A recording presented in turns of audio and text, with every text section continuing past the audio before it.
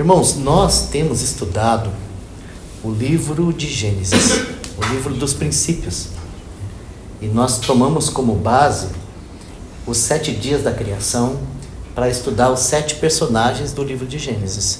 Então, nós estamos o ano todo, fazendo esse estudo. E nós estamos agora em Abraão. Nós estamos estudando passo a passo a vida de Abraão. E a vida de Abraão, ela corresponde ao 4º dia da criação.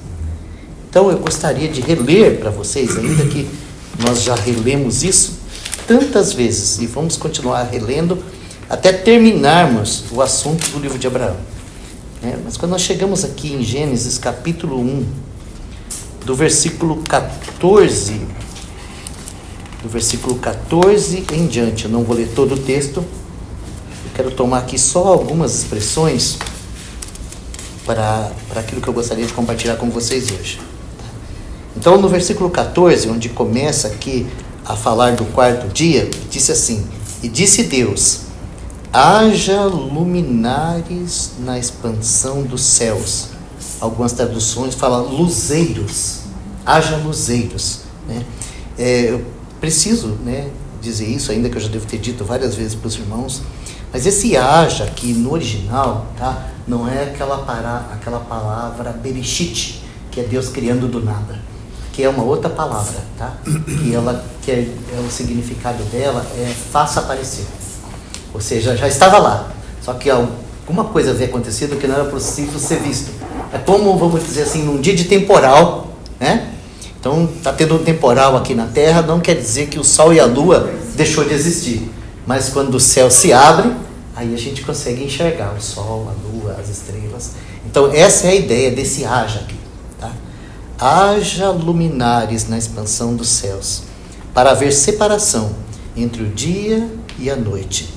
E sejam eles para sinais, para tempos determinados, e para dias e para os anos. E sejam para luminares na expansão dos céus, para iluminar a terra. E no versículo 18 vai dizer assim: e para governar o dia e a noite, e para fazer separação entre a luz e as trevas. Então, Abraão, ele é o grande luminar do Antigo Testamento. Tanto que quando nós chegamos lá em Êxodo, quando Deus vai se revelar a Moisés, ele vai dizer assim para Moisés: eu sou o Deus de Abraão, Isaque e Jacó. Ou seja, ele vai citar 3 personagens, 3 luminares. Então, com essa citação, todo o povo de Israel sabe quem é Deus. Conhece Deus por quê? Porque Abraão, Isaque e Jacó foram luminares. Então, nós temos um texto, esse eu só vou citar, que está lá no Evangelho de João, no capítulo 8, nós lemos ele no nosso último encontro, onde está escrito assim: os filhos de Abraão fazem as obras de Abraão. E lá no capítulo 15 de Gênesis, quando Deus ele vai trazer aquela revelação para Abraão, onde ele é justificado, onde ele entra na aliança com Deus, o Senhor fala para ele assim: sai para fora, olha para o céu, conta as estrelas, assim será a sua descendência. Existe um outro lugar que o Senhor vai falar para ele assim, como as areias do mar. Por quê? Porque Abraão ele vai ter 2 descendências. Ele tem uma descendência que é a descendência terrena, que é como as areias do mar, que são os filhos de Abraão de sangue. Agora, o Senhor também tem uma descendência de Abraão, que é como as estrelas dos céus. Quem são esses? São todos aqueles que creram em Jesus. Gálatas vai dizer para nós assim, que todos os que creram em Jesus são filhos de Abraão. Não é lindo isso?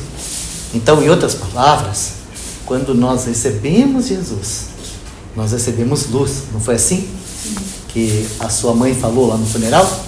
Que o marido dela não precisava de vela, porque ele já tinha luz? Sim, quando nós recebemos Jesus, nós recebemos a luz. Agora, a luz vem para onde? Ela vem para dentro de nós.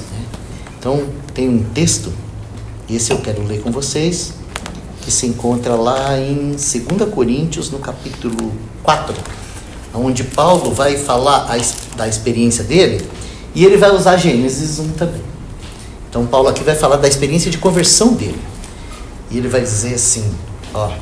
Qual versículo? 4, versículo 6. Eu vou ler o versículo 6 e o versículo 7, e então eu vou para o texto que eu quero ministrar para vocês. Eu só estou colocando pano de fundo aqui, só estou fazendo introdução, viu? Mas eu prometo que quando a gente chegar no texto eu vou ser bastante rápido e incisivo também, viu? Vou molestar vocês. Então aqui Paulo, né, na experiência dele, ele vai dizer assim, ó. Porque Deus que disse que das trevas resplandecesse a luz, ou seja, ele está citando Gênesis 1:3, onde Deus disse, haja luz. Está falando assim, ó, o mesmo Deus que disse, haja luz lá. Tá? Porque Deus que disse que das trevas resplandecesse a luz. E aí ele continua dizendo assim, ó, é quem resplandeceu em nossos corações para a iluminação do conhecimento da glória de Deus na face de Jesus Cristo. Não é lindo isso? Então a luz veio para dentro de nós, né? Da mesma maneira que ele disse haja luz lá e houve luz, um dia ele resplandeceu em nossos corações, e por causa desse resplandecer nós conhecemos Jesus, recebemos Jesus, cremos em Jesus, e agora a luz está dentro de nós, porque Cristo em nós é a esperança da glória. Agora, leia com atenção o próximo versículo, porque essa não é só a experiência de Paulo, essa é a experiência de todos nós. Então ele vai dizer assim, olha, temos, porém, esse tesouro. Que tesouro? A luz. Temos, porém, esse tesouro em vasos de vidro. Vasos de vidro? Se fosse em vaso de vidro era fácil, né? Porque ó, você coloca a luz num vaso de vidro e você consegue ver ela facilmente. Mas o nosso caso é diferente. Temos, porém, esse tesouro em vasos de barro. E ele continua dizendo assim, ó, para que a excelência do poder seja de Deus e não de nós. Então é importante a gente saber isso, que nós recebemos ao Senhor. Nós recebemos a luz, só que nós somos tudo vaso de barro. Então agora, o Senhor ele vai nos chamar para um processo. Porque o propósito dele não é que a luz fique escondida dentro de nós. O projeto dele é que essa luz brilhe em todos os lugares. A gente vai lá no Evangelho de Mateus, lá no Sermão do Monte, o Senhor fala assim, ó, vocês são a luz do mundo. Não se coloca uma tocha de fogo dentro de uma vasilha opaca. Se põe no lugar onde possa resplandecer. Mas como assim? E por que ele foi colocar essa luz justo dentro de nós? Ele pôs essa luz em nós com um propósito. Então agora só existem duas maneiras dessa luz brilhar. Tem duas. Ou ele vai pegar esse vaso de barro e com o poder dele, ele vai trabalhar esse vaso de modo que ele fique assim, ó, como um cristal, né, para que a luz resplandeça. Muito mais do que isso, né? Vai transformar esse barro em diamante para que a luz seja retida e a gente possa explicar o que é luz através da vida dele em nós. Ou ele vai quebrar o vaso para que essa luz apareça. Ou seja, uma das duas coisas ele tem que fazer, né? Ou ele vai nos polir ou ele vai nos quebrar. Mas a luz vai resplandecer, porque o propósito dele é esse, tá? Nós somos os filhos da luz. E para que essa luz resplandeça, Deus tem que trabalhar conosco. Então agora eu vou lá para o texto que o Espírito colocou no meu coração para compartilhar. Isso é para os filhos da luz. Isaías capítulo 60, versículo 1. Se o Senhor nos der o ano que vem, nós vamos gastar bastante tempo com esse assunto ainda, estudando a vida de Abraão e estudando esse assunto dos luzeiros, porque nós precisamos ver isso na palavra, sabe? Qual é o propósito que o Senhor colocou essa luz dentro de nós? Então ele vai dizer assim, Isaías capítulo 60, versículo 1. Olha só, agora eu vou molestar vocês, porque aqui está no imperativo.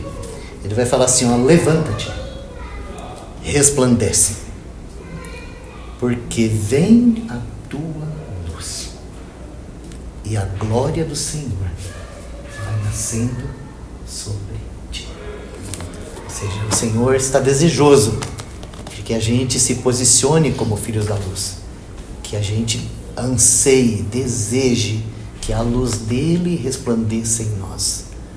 Nós somos totalmente opacos. Não a luz em nós mesmos, mas a nossa luz vem.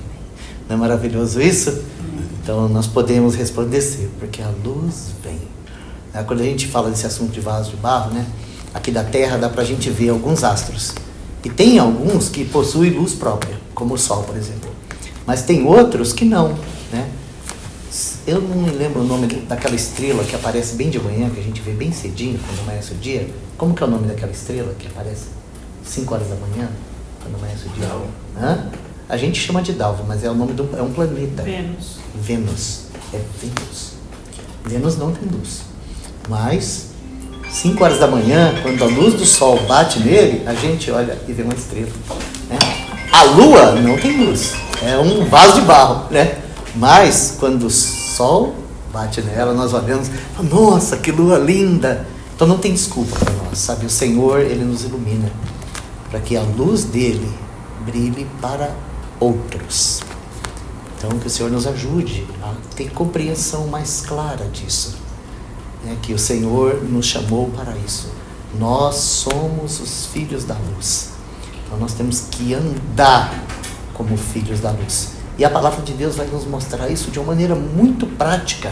O que é andar como filho da luz? Mas nós não podemos nos esquecer disso. A nossa luz vem. Não é algo natural nosso. A nossa luz vem.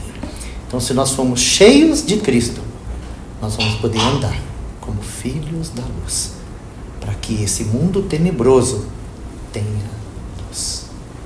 Amém? Senhor, nós te damos graças pela tua palavra, Senhor.